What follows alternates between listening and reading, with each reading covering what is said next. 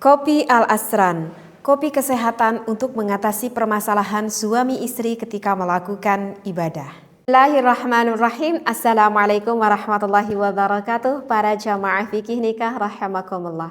Berjumpa kembali bersama Teteh Iim ya. Tentunya di sini di fikih nikah. Mudah-mudahan ini fikih nikah selalu memberikan keberkahan bagi semua, wabil khusus para pendengarnya ya. Amin ya Allah ya rabbal alamin. Dan mudah-mudahan mengharapkan selalu kita bisa menjalin silaturahmi ya dengan Teteh, meskipun tidak bisa kita berkumpul langsung, bertatap muka langsung, tetapi batiniah kita terhubung sehingga kita saling mendoakan kebaikan untuk urusan dunia dan juga akhiratnya. Amin ya Allah ya rabbal alamin. Di dalam kitab Qurratul Uyun ini, baik, bismillah dulu ya. Bismillah walhamdulillah wassalatu wassalamu ala rasulillah. Ada potongan-potongan hadis seperti itu ya. Saya baca secara harfiahnya, tetapi mudah-mudahan bisa mudah difahami secara ma'nawiyahnya. Wa qala sallallahu alaihi wasallam, ada dauhan dari baginda Nabi Muhammad sallallahu alaihi wasallam. Dalam hadis ini mengatakan arba'un, ada empat apa teh? Min sa'adatil mar'i, ada empat kebahagiaan. Empat kebahagiaan. Bagi siapa? Ya bagi kita yang sudah berumah tangga. Nah, banyak kan yang sudah berumah tangga? Nah, ada kebahagiaan yang lebih, bahasanya kebahagiaan yang lebih yang didapatkan di dalam rumah tangga tersebut. Empat hal. Antakuna zaujatuhu salihatan. Dalam rumah tangga akan mendapatkan kebahagiaan yang luar biasa ketika sosok seorang suami mendapatkan istrinya salihah. Ya, istrinya apa? Salihah.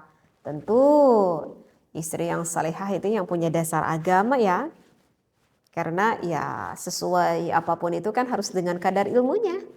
Dan kenapa sosok wanita ini menjadi sosok istri yang salihah? Awal mulanya dasarnya dikarenakan mempunyai ilmu agama. Meskipun tidak semua orang yang mempunyai ilmu agama itu menjadi sosok wanita yang salihah. Nah, mudah-mudahan ya. Kita ini istri-istri kita termasuk saya pribadi mudah-mudahan amin meskipun malu amin mudah-mudahan kita termasuk seorang istri yang salihah ya. Tak perlu saya katakan bagaimana sosok wanita salihah ya, karena di pembahasan sebelumnya pernah saya sampaikan hadis bagaimana seorang istri yang salihah. Yang kedua, kebahagiaan di dalam rumah tangga melebihi dari kebahagiaan yaitu wa uladuhu abraran. Masya Allah, udah istrinya salihah, Allah mengaruniai keluarga tersebut mempunyai anak. Tapi terkadang kita punya anak jadi jengkel hati kita, jadi resah hati kita, ya. Nah, di sini anaknya yang bagaimana? Anaknya yang abraran, anaknya yang budi pekertinya, yang akhlakul karimahnya baik sekali. Ya wajar kalau anaknya jadi baik, kalau anaknya mempunyai akhlakul karimah yang baik ya wajar. Kenapa? Ibu bapaknya juga salih-salihah, ibu bapaknya juga baik, maka mengajarkan kepada anaknya ya tentu hal-hal yang baik. Ya, sangat sulit sekali jika ibu bapaknya akhlakul karimahnya buruk, anaknya baik, meskipun ada, tetapi sulit. Ibu bapaknya tidak sholat, ya kemungkinan kebesaran anaknya ya 11-12. Meskipun ada juga ibu bapaknya tidak sholat, anaknya sholat, tapi jarang. Ya, tapi kalau ibu bapaknya sholat, ibu bapaknya mengetahui ilmu agama lebih dalam, insya Allah ilmu itu akan langsung disalurkan terhadap anaknya. Sebelum mendidik yang lain mungkin akan mendidik anaknya dulu. Wajar ya kalau anaknya menjadi akhlakul karimah yang baik ya. Maka kalau pengen anaknya menjadi anak yang baik, maka siapa yang pertama diperbaiki? Ibu bapaknya dulu. Kemudian wa khalata'uhu salihina. Udah istrinya baik, anaknya baik, keluarga tersebut mempunyai teman-teman. Bercampur gaul dimanapun dengan orang-orang yang baik-baik pula. Karena dia tahu kalau bercampur dengan orang-orang yang baik akan memberikan sugesti positif dalam kehidupannya yang lebih baik. Akan meniru contoh dalam kehidupan pribadi keluarganya yang lebih baik. Dan berkumpul dengan orang-orang yang baik akan lebih menurunkan rahmatnya dari Allah lebih banyak. Kenapa? Karena ada keberkahan yang begitu besar luar biasa sekali berkumpulnya orang-orang yang baik pula. Sehingga akan mendapatkan keuntungan-keuntungan yang lebih baik lagi di dalam urusan keluarganya. Bahkan ketika kita sudah meninggal pun teman-teman kita yang baik mendoakan kita yang sudah ada di alam kubur. Sehingga kita berkumpul dengan orang-orang yang baik, tidak ada sedikit pun kerugian. Bahkan kita sudah meninggal pun masih tetap mengalir kebaikan dari teman-teman kita yang terus mendoakan kita. Subhanallah. Ya, itu adalah kebahagiaan yang ketiga ketika kita bisa bercampur gaul dengan orang-orang yang baik. Yang keempat, apa kebahagiaan dalam rumah tangga yang begitu sempurna? Wa ayyakuna rizquhu fi baladihi.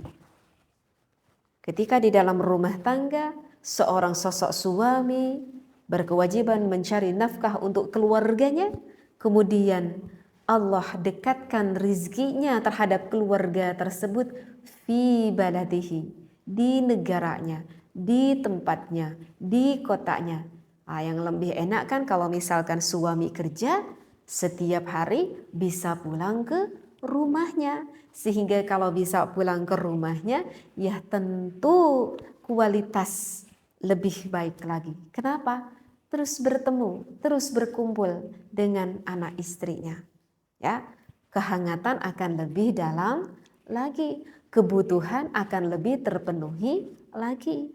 Ya, karena kan tidak sedikit yang dikersain, dikehendakin oleh Allah yang kerjanya di luar negeri. 2 tahun sekali ketemunya, ya. Setahun sekali ketemunya, ya kan? Ya habis mau bagaimana lagi? Ya itu bukannya tidak boleh, boleh. Jadi kalau kita bekerja suaminya ke luar negeri boleh dalam agama? Ya boleh. Hanya saja kebahagiaannya tidak akan sesempurna seperti suaminya yang sering pulang ke rumahnya. Ya kan? Ayo para suami, kalau misalkan bertemu dengan istrinya setahun sekali, pengen nih suaminya pengen nih, paham di sini ya dengan tanda kutip pengen. Kalau udah pengen bagaimana? Susah nggak? Susah. Tapi istrinya dapat uangnya banyak.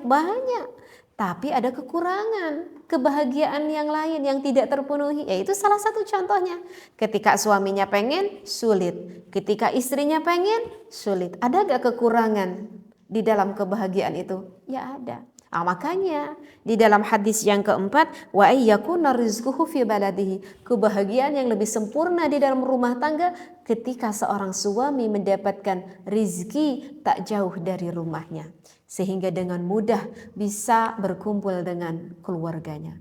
Ya meskipun 2 jam, 3 jam, 5 jam kan suka ada ya yang seperti itu, yaitu lebih mending lah ya daripada ketemunya 4 bulan, 5 bulan sekali. Tetapi bukan berartinya dilarang oleh agama, boleh-boleh saja karena itu adalah pilihan hidup di dalam keluarga kita masing-masing. Itu kembali lagi kepada diri kita ya, kembali lagi kebijaksanaannya kepada keluarga kita masing-masing. Nah mungkin untuk pembahasan kali ini tidak banyak hadis yang saya sampaikan, hanya 1 hadis saja, tetapi mudah-mudahan ini menjadi suatu gambaran. Nah beginilah yang disampaikan oleh Rasulullah, kebahagiaan yang lebih sempurna di dalam rumah tangganya. Mudah-mudahan selalu bermanfaat. Wallahu a'lam. Wassalamualaikum warahmatullahi wabarakatuh.